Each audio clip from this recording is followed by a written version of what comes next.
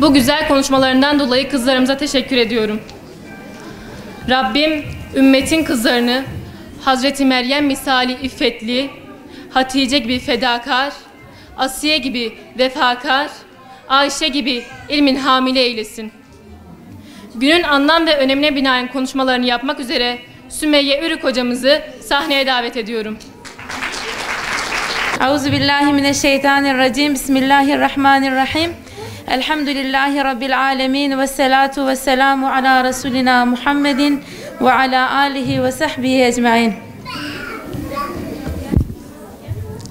Allah'ın selamı, rahmeti ve bereketi hepinizin üzerine olsun kıymetli misafirlerimiz. Hepiniz hoş gelmişsiniz, sefalar getirmişsiniz.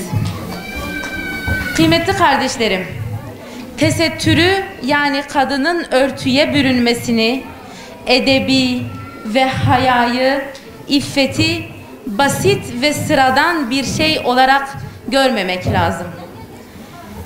Neden basit ve sıradan bir şey değildir?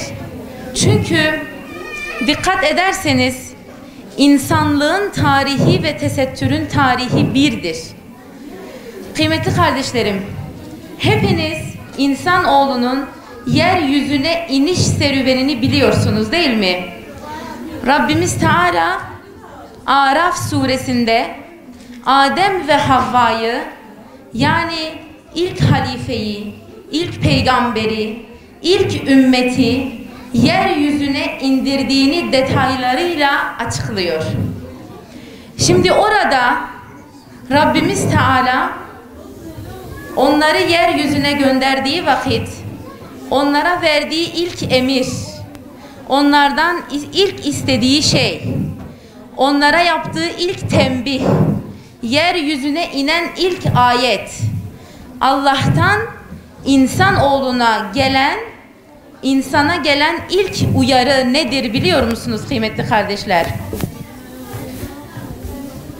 Rabbimiz Teala bu ilk emri, bu ilk uyarıyı şöyle ifade ediyor. Estaizubillah. Ya beni Adem, yani ey Adem'in çocukları. Kad enzelna aleyküm libasen yuvari sevatikum ve rişa.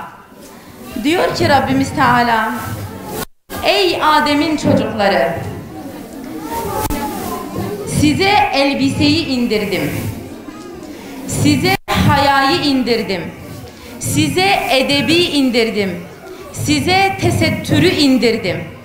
Allah-u Teala'nın yeryüzünde nimet olarak insanoğluna ilk hatırlattığı şey kad enzelna lekum libasen, size libas indirdim, tesettür indirdim ki yuvari sevatiküm, ayıplarınızı örtsün,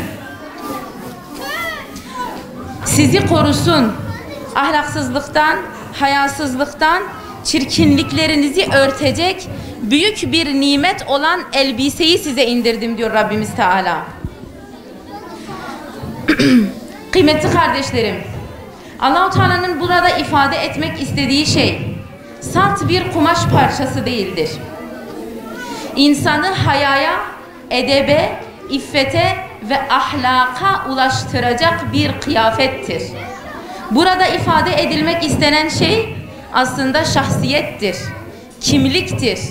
İşte Rabbimiz Teala sizlere diyor ey Ademoğlu, sizi yeryüzüne gönderirken ilk olarak size verdiğim şey ve ehemmiyetli şey, sıkıca tutunmanız gereken şey sizin çirkinliklerinizi örtecek libastır, tesettürdür.